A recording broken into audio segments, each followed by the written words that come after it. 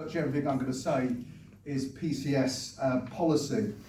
I was just racking my brain, was the last time I was in the BEC, and I think it was over 33 years ago when I was in a union called the CPSA, and like everything 33 years ago, I was much younger, and the world seemed much younger as well.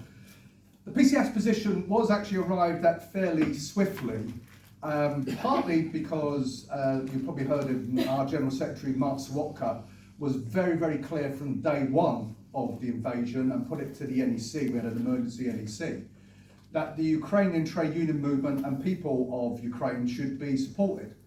Mark did so, and the majority of the NEC agreed, on the basis that we have to have a consistent position of international work. We can't demand self-determination for the people in Gaza, as quite rightly we must and should, and then at the same time but say other people don't deserve the right of self-determination. We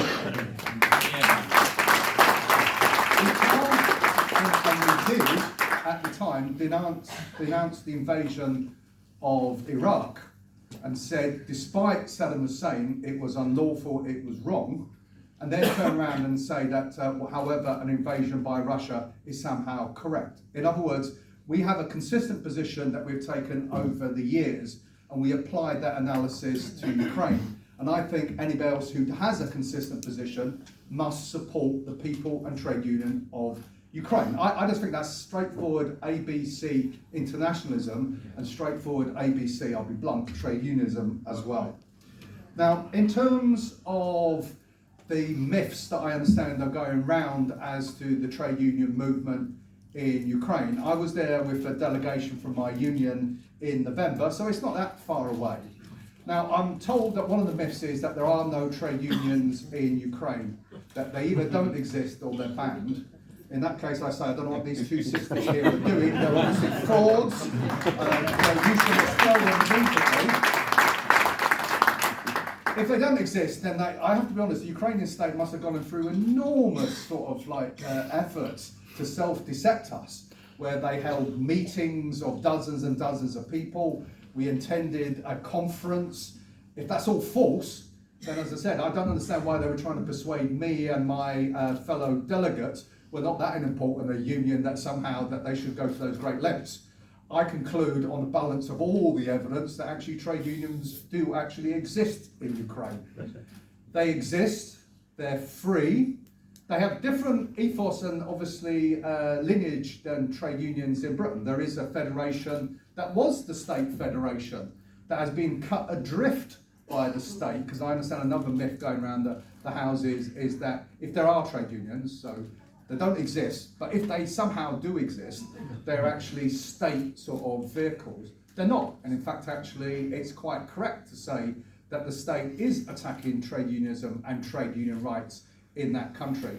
That's why my union supports the trade unions and people and not the Zelensky government, because the Zelensky government is a strange mixture of obviously nationalists, but also neoliberals. So we went to a hospital that's threatened with closure because they're going through a hospital closure program in Ukraine, because neolibs in their government believe that there's too much hospitals even in the midst of a war, and that they're too expensive, and in fact actually that the free system, which is very patchy in operation, should be overthrown, and it should be a paying system. So you're in the middle of a war, and that's what they're interested in. And it also obviously confirms to me that in any war, fighting war, there's always the class war, and certainly the Zelensky government, or elements of it, is fighting that class war. And we should actually denounce them and be very clear of our positions. However, the trade union movement does exist. It is free. There was debates there, nobody was looking over the shoulders, and let's be blunt, if we were in Moscow, we wouldn't be holding that meeting, and we would be looking over our shoulders. I had a debate with people as to the status of the Russian language, is it banned and what have you. And there was a really lively discussion in the middle of a sort of restaurant, and nobody again was thinking, where's the secret police, what have you, and people were blunt about their positions, about some people saying that it shouldn't be banned, but nevertheless they were bilingual, they won't speak Russian anymore, to other people saying, well, how can we speak to our parents if we don't speak Russian? Because that's all the language that they actually want to speak in, and that's the language they do speak in. So it's a complex country. Had very interesting debates about literature in that country, very interesting debates about film under war. It's a live democratic country with all the flaws that democratic countries have, all the flaws and pressures of a people genuinely under siege. In Kyiv, I was there when we had 3 air attacks, and what was interesting, nobody bat an eyelid. So one of them happened very early in the morning. You hear the sirens, and they are reminiscent of the Second World War sirens. You hear it in the distance.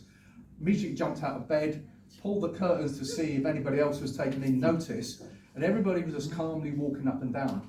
I've got an app, and I'll start to come to an end on my phone because I was told to download the app about, it gives you alerts and it tells you what parts of the country are being attacked, etc. As I said, during the period of time there, we were only 3 alerts. As we were leaving on the train to go back to Poland, the alarms and the alerts started to go early in the morning, and ever since then, my app has gone off 2, 3, 4 times a day. This is a society under siege. It's a society that's being attacked. I think on a personal basis, and as I said, I'm here in a personal capacity, but certainly my union's position is that the people and trade union movement, therefore, of Ukraine should be supported. As I said, I think if you're a consistent internationalist, consistent trade unionist, you should do that. However, obviously that's your democratic discussion you're going to have in this union. I wish you the best of luck in that discussion. If it's voted upon, obviously I'm quite clear which position I would take if I was the delegate. I hope you do reach a decision, because I think obviously it's always best for unions to have a decision. But whatever happens, and I'll finish on this, I know this solidarity campaign will reach out its hand of friendship to the trade union movement and people of